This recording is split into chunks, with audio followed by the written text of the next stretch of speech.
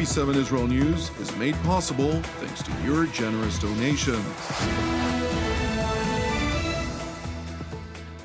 Shalom, Erev Tov, good evening. This is TV7 Israel News broadcast to you from Jerusalem.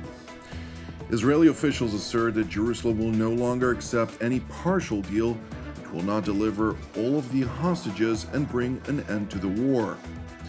Israel's coordinator of government activities in the territories rejects a report by the UN's Integrated Food Security Phase classification, claiming that the areas of the Gaza Strip may plausibly face famine.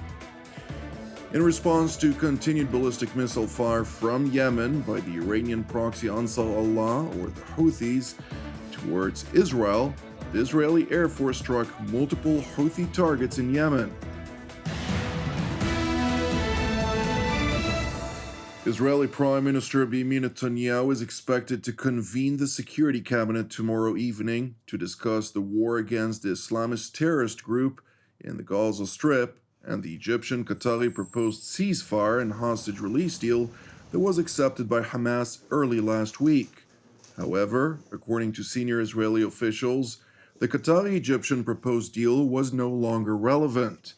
Rather, Jerusalem has moved on from accepting partial deals to an unequivocal position in which any deal will have to include the release of all hostages and ending the war on terms that Israel is prepared to accept.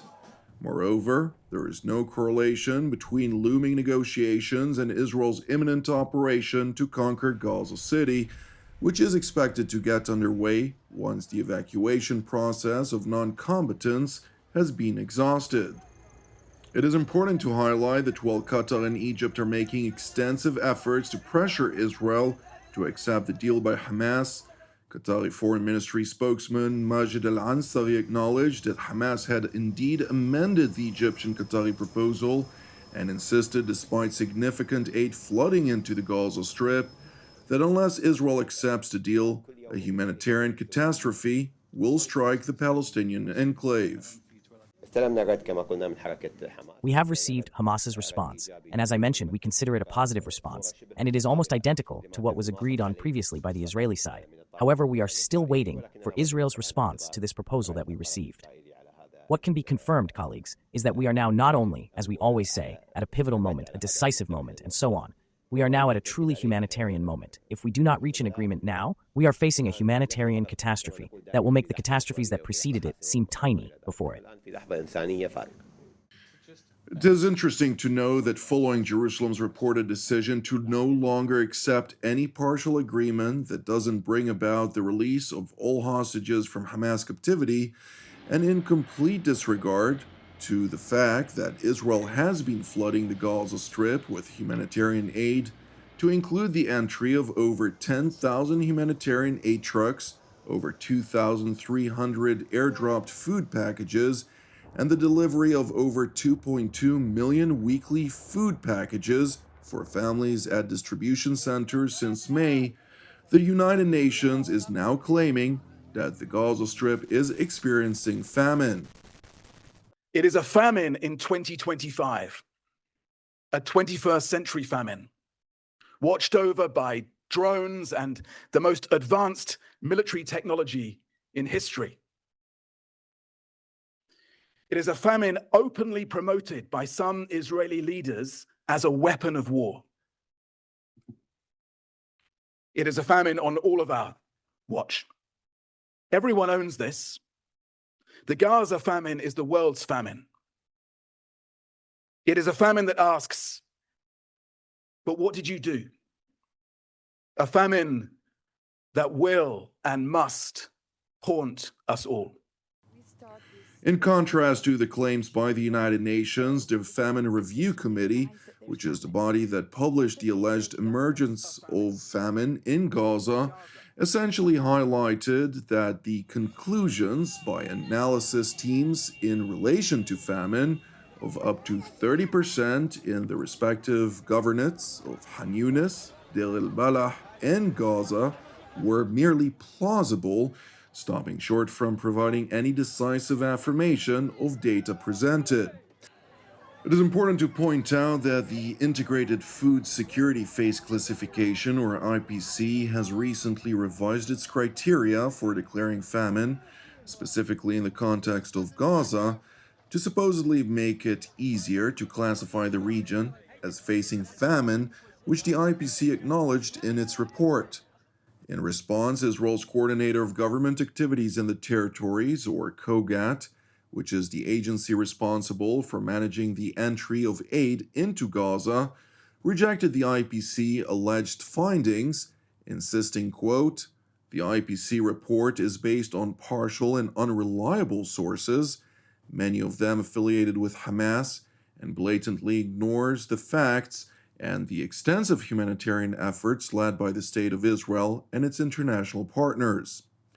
Instead of providing a professional, neutral, and responsible assessment, the report adopts a biased approach riddled with severe methodological flaws, thereby undermining its credibility and the trust the international community is able to place in it.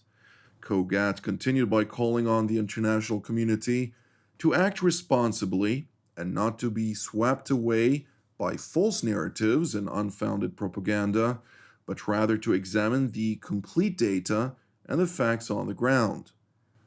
It is important to note that the IPC reports are funded by the European Union, Canada, the UK, and Germany. Meanwhile, in Israel, a group of hostage families have called upon the Israeli government to accept Hamas's hostage release deal immediately. 687 days that our loved ones, 50 hostages, are still being held in the hell that is Gaza. We call upon the people of Israel. Netanyahu can sign a deal today that will bring home 10 living hostages and 18 fallen hostages. If Netanyahu signs a deal, he can begin negotiations the very next day to secure the return of all remaining hostages in exchange for ending the war. Netanyahu can bring home the hostages who are enduring Holocaust-like conditions. But instead of accepting the deal, he is racing toward the conquest of Gaza. He repeatedly places obstacles in the way of an agreement and then blames Hamas. But anyone who truly wants to bring the hostages home does not launch a ground invasion of Gaza. Anyone who truly wants a comprehensive deal does not set impossible conditions. Meanwhile, in Washington, U.S. President Donald Trump was asked about the call from families of hostages, urging Jerusalem to accept Hamas's proposed deal.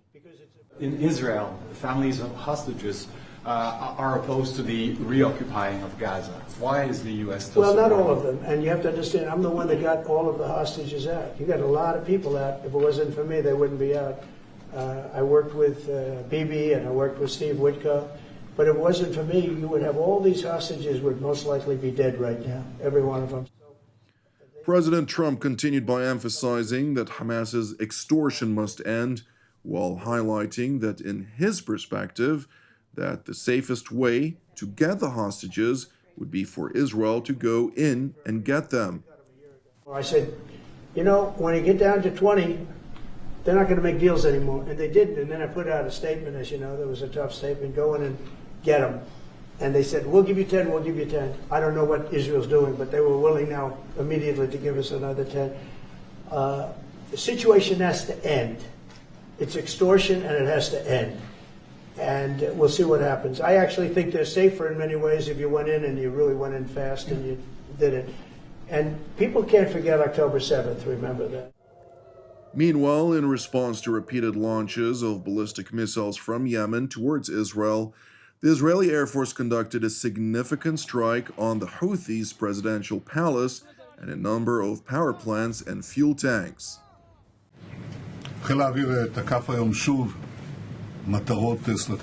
Today, the Air Force again attacked strategic targets in Yemen. It attacked the presidential palace in the heart of the capital, Sana'a, the city's power plant, and the fuel tanks that supply it. The Houthi terrorist regime is learning the hard way that it will pay, and is paying a very heavy price for its aggression against the State of Israel. I want to congratulate the Chief of Staff, the Air Force commander, and our pilots on a perfect performance. All of our planes have returned to our territory. Whoever attacks us, we attack him. Whoever plans to attack us, we attack him. I think the entire region is learning the strength and determination of the State of Israel. The IAF noted that 10 aircraft dropped some 35 munitions on the Houthi targets and that all of the destroyed installations were used by the Iranian proxy for military purposes. Meanwhile, Israeli Defense Minister Israel Katz noted, after the strikes, that for every missile that the Houthis launch at Israel, the Iranian proxy will pay with compound interest. We continue to impose an air and naval blockade and are striking infrastructure targets that are used to promote Houthi terrorism. For every missile they launch at Israel, the Houthis will pay with compound interest.